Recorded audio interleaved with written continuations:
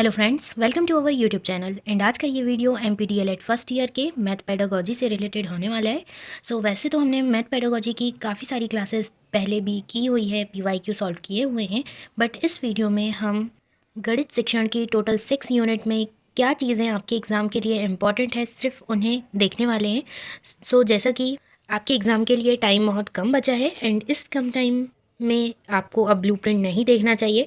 केवल आपको जो आपने अभी तक पढ़ा है उसमें से क्या इम्पॉर्टेंट है, क्या एग्ज़ाम में आएगा, सिर्फ उन्हीं चीज़ों को हमें फोकस करना चाहिए। इसी पर बेस्ड हमारा आज का ये वीडियो रहेगा। वीडियो को एंड तक ज़रूर देखिएगा एंड चैनल को सब्सक्राइब करके बेल आइकन को क्लिक ज़रूर कर लें ताकि इस तरह के सारे अपडेट्स आप तक सबसे पहले पहुंच सकें एंड कोई भी इन्फॉर्मेशन एंड इम्पॉर्टेंट नोट्स आपसे मिस ना हो। एंड वीडियो आपको पसंद आती है, यूज़फुल लगती है, वाकई आपके काम आती है तो आप वीडियो को लाइक ज़रूर कर दीजिएगा एंड कोई भी डाउट आए, कोई कमी रह जाए तो आप कमेंट सेक्शन में बता सकते हैं। आइए स्टार्ट करते हैं। जैसा कि आपने देखा ही होगा, मैथ पेडागोजी में 6 यूनिट्स होती हैं एंड क्या है इनके अंदर, ये चीज़ें भी हमने काफ़ी पहले देख चुकी हैं। ब्लूप्रिंट क्या है इसका, ये भी हमने देख चुका है। ब्लूप्रिंट के हिसाब से ही एंड किस यूनिट में क्या चीज़ें इंपॉर्टेंट है ये हम देखते हैं। यहाँ पर फर्स्ट यूनिट है गणित से परिचय।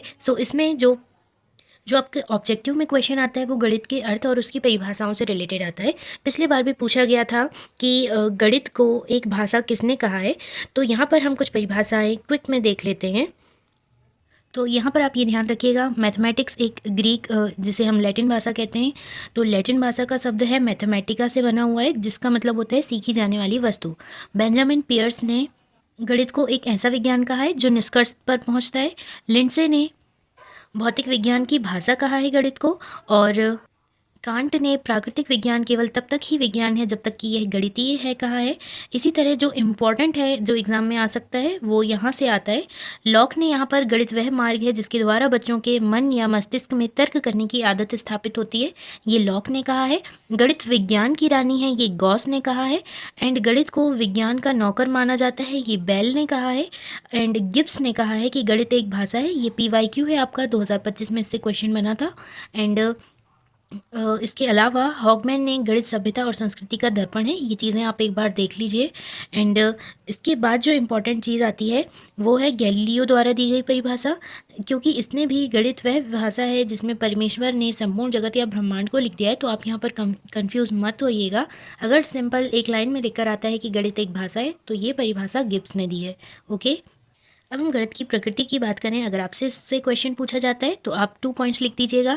एक मौलिकता, संक्षिप्तता, सरलता, सत्यापन, निश्चितता और शुद्धता, ये गणित की प्रकृति है। ओके, तो अगर आपसे इससे क्वेश्चन पिछले बार आ चुका है, 2024 में इससे क्वेश्चन बना हुआ है, तो आप 2 पॉइंट्स याद रखिएगा, मौलिकता और संक्षिप्तता। एंड आगे के पॉइंट्स भी आप यहाँ पर देख सकते हैं। एंड मुझे ऐसा लगता है कि आपको ये सारे फॉन्ट्स क्लियरली दिख रहे होंगे। अगर आपको कोई प्रॉब्लम जा रही है तो आप कमेंट सेक्शन में ज़रूर बताइएगा। अब अगला प्रश्न जो आता है, टॉपिक हम गणित क्यों पढ़ते हैं। अगर इससे क्वेश्चन आता है तो मुझे ऐसा लगता है कि आप इसे लिख सकते हैं। एंड नेक्स्ट जो इम्पोर्टेंट क्वेश्चन अगर बन सकता है तो यहाँ से कि गणित शिक्षण के लक्ष्य एवं उद्देश्य किस प्रकार होते हैं। तो आपने देखा, आप यहाँ पर नॉर्मल एक बार देख लीजिए। एक तो वैज्ञानिक उद्देश्य होता है, व्यवहारिक उद्देश्य होता है, सांस्कृतिक उद्देश्य होता है और अनुशासनात्मक उद्देश्य होता है। ओके, नेक्स्ट अगर क्वेश्चन जो पूछा जा सकता है वो है दैनिक जीवन में गणित की आवश्यकता क्या है और इसका महत्व क्या है। तो आप नॉर्मली डेली लाइफ में देखते ही होंगे कि गणित हमारी कहाँ कहाँ यूज़ होती है, बस आपको उसी तरह से लिख देना है। एंड अगर इसकी महत्व की हम बात करें या आवश्यकता, तो आप उसके पॉइंट्स को इस तरह से लिख सकते हैं। नित्य के कार्यों में आवश्यकता, यानी कि डेली वर्क में। एंड समस्त विषयों के आधार गणित ही होती है, जैसे कि हमने पहले परिभाषाओं में देखे कि अलग अलग लोगों ने बताए हैं कि बिना गणित के हम भौतिकी नहीं पढ़ सकते, और प्राकृतिक सांस्कृतिक से भी जोड़कर कई लोगों ने परिभाषाएं दी हैं। तो समस्त विषयों का आधार यहाँ पे बन जा रहा है गणित के द्वारा। नागरिक महत्व के लिए गणित है, सामाजिक और भौतिक समृद्धि के लिए गणित काफ़ी महत्वपूर्ण है और आवश्यक है। इस तरह से आप लिख सकते हैं, सिर्फ पॉइंट आप याद रखिए। एंड गणित के आयाम की हम बात करें तो इसकी अवधारणा से मुझे नहीं लगता कि क्वेश्चन बन सकता है। एंड गणित की प्रक्रिया क्या है, तो आप 1 लाइन में समझ लीजिए कि किसी भी समस्या का पूर्ण क्रमबद्ध हल ही आप समझिए किसी भी समस्या का पूर्ण क्रमबद्ध हल ही गणित की प्रक्रिया कहलाती है और यह प्रत्येक समस्या के हल के लिए प्रयोग की जाती है। तो ये गणित की प्रक्रिया होती है। सो इससे रिलेटेड आगे पीछे जोड़ के जो भी प्रश्न बनता है तो वो आप अब खुद से लिख सकते हैं। आपको बस मेन कॉन्सेप्ट क्या है वो पता होना चाहिए, है ना। एंड आगे हम देखें गणित के प्रतीक या चिन्ह संकेत, तो आप ये आराम से कर सकते हैं कि कौन कौन से प्रतीक चिन्ह संकेत होते हैं। जैसे कि यहाँ पर संख्या सूचक पूर्णांक एंड क्रिया सूचक संकेत, और यहाँ पर सिर्फ आप क्रिया सूचक संकेत को पढ़ लीजिए, बाकी नहीं पूछा जाएगा उतना। एंड संबंध सूचक संकेत भी आप इस तरह से देख सकते हैं, जैसे यहाँ पर दिया हुआ है बराबर, बड़ा छोटा वाला इंडेस। सो यहाँ सिर्फ आपको पता होना चाहिए कि संबंध सूचक संकेत में क्या आएगा, और क्रिया सूचक संकेत में जोड़ घटाना गुणा भाग वाले चिन्ह आ जाएंगे, और संख्या सूचक पूर्णांक में आप इस तरह से देख सकते हैं यहाँ पर कि ये रहेगा, है ना। आई होप कि आप समझ पा रहे होंगे एंड ये वीडियो आपके लिए काफ़ी हेल्पफुल रहेगा। एंड गणित की भाषा या गणितीय संप्रेषण क्या होता है, इससे क्वेश्चन बनने के चांसेस हैं। हालांकि पिछले साल ऐसे क्वेश्चन नहीं बने थे, बट पूछा जा सकता है कि गणितीय संप्रेषण क्या होता है 2 मार्क्स में।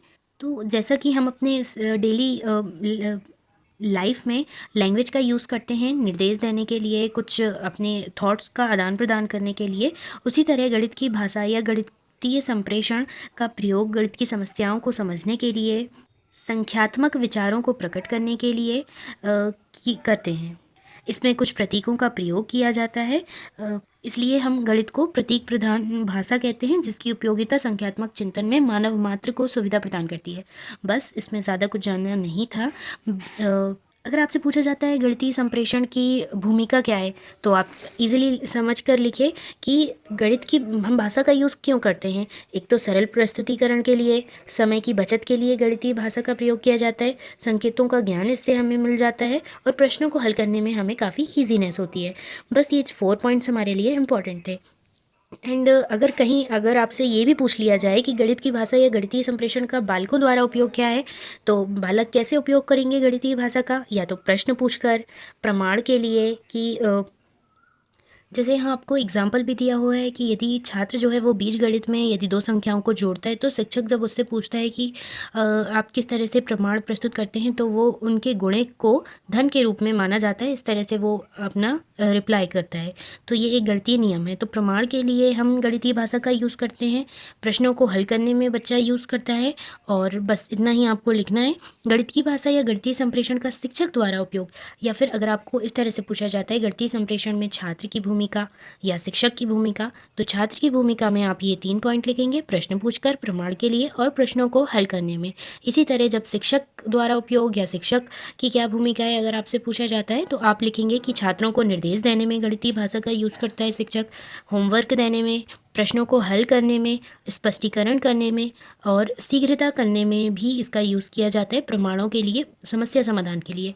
तो बहुत ही सिंपल पॉइंट है, एंड ऐसे पॉइंट्स हैं जो आप अपने कॉमन सेंस से भी कर सकते हैं अगर आगे पीछे कोई भी प्रश्न इससे रिलेटेड पूछा जाता है। तो गणितीकरण क्या है, इससे क्वेश्चन अभी तक तो नहीं बना है, लेकिन फिर भी अगर आपसे पूछ लिया जाता है तो गणित की शिक्षा का प्रमुख उद्देश्य बालक की गणितीकरण की क्षमताओं का विकास करना है। ओके, तो बेसिकली गणितीकरण के अंतर्गत विभिन्न समस्याओं को सूत्रबद्ध करके उनको हल, मतलब छात्रों द्वारा उनके हल को खोजने की क्षमता का विकास करना ही गणितीकरण के अंतर्गत आता है। बस इसमें आपको ज़्यादा जानने की ज़रूरत नहीं है। एंड नेक्स्ट जो इम्पॉर्टेंट चीज़ आती है बालकों में गणितीकरण की क्षमता के विकास के संसाधन, तो इसमें शिक्षक की सहायक शिक्षण सामग्री आ जाती है, और अपने हाथों से काम करने का अवसर दिया जाता है बालक को, तो उसमें इनको बहुत हेल्प मिलती है। सीखना और सिखाना ये दोनों खेल खेल में होना चाहिए, जिससे वो गणित में काफ़ी रुचि लेगा बच्चा। अधिक से अधिक गतिविधियाँ कराई जाएँ, और आधुनिक शैक्षिक प्रौद्योगिकी का यूज़ करें, जैसे रेडियो, टेप रिकॉर्डर एंड जो कंप्यूटर्स। ओके, ये था इसमें जो हमने अभी देखा। तो अभी तक हमने जितनी चीज़ें देखी, ये एक यूनिट 1 का एक पार्ट समझ लीजिए आप। उनमें ये छोटी छोटी परिभाषाएं, गणित क्या है, जीवन में उपयोग क्या है, गणितीय संप्रेषण क्या है, गणितीकरण क्या है, ये मेन 2-4 टॉपिक हमने यहाँ पर देखे, जो कि एकदम कॉमन थे। मुझे ऐसा लगता है कि आपने ईजिली समझ लिए होंगे। बस उसमें याद करने वाला ये था कि गणित की जो परिभाषा उसमें किसने क्या दी है, वो बस आपको इसमें ध्यान रखना था। एंड जो अब हम यहाँ पर देखने वाले हैं, इसमें आपको थोड़ा सा मेमोराइज़ करने की ज़रूरत पड़ेगी। जैसे कि यहाँ पर आपको दिख रहा होगा आर्यभट्ट प्रथम का गणित में योगदान। तो यहाँ हम विभिन्न भारतीय गणितज्ञ एवं उनका क्या योगदान रहा है एंड किस तरह से प्रश्न बनते हैं वो चीज़ों को देखेंगे। सो फर्स्ट यहाँ पर है आर्यभट्ट प्रथम का गणित में योगदान। तो इसमें आपको याद रखना है कि पटना के निकट इनका जन्म हुआ है। 4 प्रसिद्ध पुस्तकें इन्होंने लिखी हैं, एक आर्यभट्टीय, एक आर्याष्ट शतम और कालक्रिया और पादिका गोलापाद। ये चारों पुस्तकों के नाम आपको पता होना चाहिए। फर्स्ट, सेकंड एंड थर्ड है कालक्रिया पादिका एंड स्पेयर। ओके, सो ये 4 बुक्स आपको याद रहनी चाहिए। आपसे ऑब्जेक्टिव में भी पूछा जा सकता है या 1 मार्क का जो प्रश्न पूछे जाते हैं एक वाक्य में लिखने वाले, उसमें भी इससे रिलेटेड क्वेश्चन बन सकता है। एंड इनमें से आर्यभट्टीय पुस्तक सबसे प्रसिद्ध पुस्तक है। बस इसमें इतना ही जानना था। एंड आर्य सिद्धांत नामक ग्रंथ की रचयिता आर्यभट्ट ने की है। ओके, जिसमें 8 अध्याय हैं। कुछ लोग इसे महाआर्य सिद्धांत भी कहते हैं। आर्यभट्ट ने अपने ग्रंथ आर्यभट्टीय की रचना 499 ईस्वी में कुसुमपुर में की थी। बस आपको इतना ही ध्यान रखना है। और इसके जो प्रथम भाग में गीतिका छंद है, इसमें 10 श्लोक हैं। ओके, इसलिए इसका नाम 10 गीतिका है। सो आपसे पूछा जाता है 10 गीतिका की रचना किसने की है, तो आर्यभट्ट ने की है। और दूसरे भाग में 108 श्लोक हैं, जिसे आर्याष्ट शतम कहा जाता है। ओके, सो यहाँ पर मेन चीज़ हमने देख लिया। आगे हम देखते हैं नेक्स्ट जो हमारे गणितज्ञ हैं वो है आर्यभट्ट द्वितीय। तो इनके द्वारा जो पुस्तक लिखी गई थी वो है महासिद्धांत। ओके, बस ये आप ध्यान रखिएगा, महासिद्धांत नामक पुस्तक के रचयिता हैं आर्यभट्ट द्वितीय। गणितज्ञ और ज्योतिष विज्ञानी थे ये। नेक्स्ट गणितज्ञ हैं बारामिहिर, जिन्होंने पंच सिद्धांतिका की रचना की। ओके, ये आप याद कर लीजिए, बारामिहिर ने पंच सिद्धांतिका की रचना की है। आप अपने नोट्स में भी नोट कर सकते हैं शॉर्ट में, जैसे मैं आपको बताते जा रही हूँ, ताकि एंड टाइम में आपको रिवीजन करने में काफ़ी आसानी हो। ओके, एंड बारामिहिर एक भारतीय ज्योतिष थे। पंच सिद्धांतिका इन्होंने लिखी है और ये उज्जैन के निवासी थे। बस एंड नेक्स्ट गणितज्ञ है श्रीधराचार्य।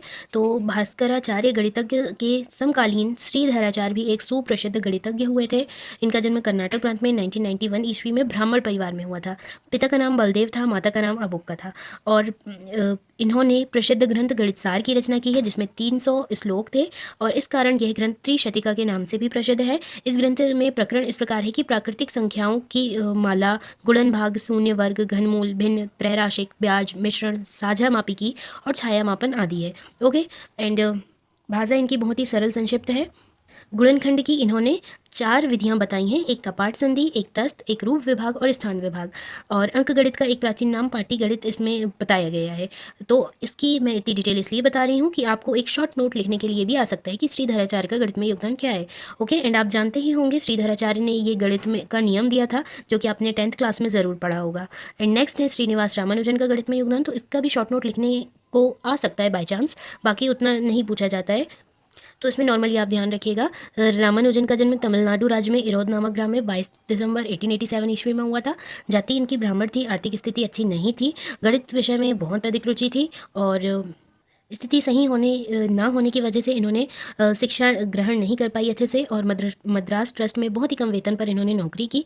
इसी समय ये डॉक्टर बॉकर से मिले और डॉक्टर बॉकर के प्रयासों से इनको मद्रास विश्वविद्यालय से 2 वर्ष के लिए छात्रवृत्ति मिल गई थी, जिससे इनकी स्थिति काफ़ी अच्छी हुई, आर्थिक स्थिति। एंड रामानुजन ने फिर गणित पे और काम किया और इन्होंने कुछ लेख डॉक्टर हार्डी के पास भेजे और इन लेखों को देखकर डॉक्टर हार्डी बहुत अधिक प्रभावित हुए और रामानुजन को कैम्ब्रिज उन्होंने बुलाने का निर्णय लिया, मतलब बुला लिया और उन्हें इंग्लैंड जाने की अनुमति मिल गई। 15 ही वर्ष की उम्र में इन्होंने बहुत सारा गणित में काम किया था। थॉमस हार्डी को 120 प्रमेय भेजे थे, तो 15 प्रमेय उन्होंने ऐसे छांटे कि जिसमें वो बहुत आश्चर्यचकित रह गए थे। एंड उन्होंने बहुत सारी चीज़ों की प्रमेयों की रचना की एंड उनका जो गणित में योगदान है वो बिल्कुल अविस्मरणीय है। तो इस तरह से आप लिख सकते हैं। नेक्स्ट है प्रो बी एन प्रसाद का गणित में योगदान। तो इनका जन्म आदमगढ़ उत्तर प्रदेश में हुआ था। तो इसमें आप बस इतना ध्यान रखिएगा कि मैथमेटिक्स सोसाइटी की स्थापना इलाहाबाद में इन्होंने की and Indian journal of mathematics नाम की एक अंतर्राष्ट्रीय पत्रिका का प्रकाशन भी किया। ओके, बस इतनी नॉर्मल चीज़ें थी। एंड नेक्स्ट है नारायण पंडित का गणित में योगदान। तो इनके पिता का नाम नरसिम्हा था और ये उच्च ब्राह्मण कुल के थे और इन्होंने जो अंक गणित विषय पर पुस्तक लिखी है वो है गणित कौमुदी। बस ये आप ध्यान रखिएगा, गणित कौमुदी इन्होंने लिखी है। और वर्ग संबंधी विधियों का वर्णन इन्होंने कर्म प्रदीपिका नामक समीक्षा में प्रस्तुत किया है। बस आपको इसमें इतना ध्यान रखना है। एंड इसके बाद नेक्स्ट है श्रीमती शकुंतला देवी का गणित में योगदान। तो बेंगलुरु में इनका जन्म हुआ था और ये बचपन से ही काफ़ी असाधारण प्रतिभा की धनी थी, इन्होंने बिना कंप्यूटर के जटिल समस्याओं को हल किया है। एंड नेक्स्ट है महावीराचार्य का गणित में योगदान। तो गणित सार संग्रह इनका सर्व प्रसिद्ध ग्रंथ है, तो आप ये ध्यान रखिएगा। और इस गणित सार संग्रह में 9 अध्याय हैं। अब आते हैं स्वामी भारती कृष्ण तीर्थ का गणित में योगदान। गणित का जो उत्तर मध्यकाल है वो 1200 ईस्वी से 1800 ईस्वी तक का माना गया है।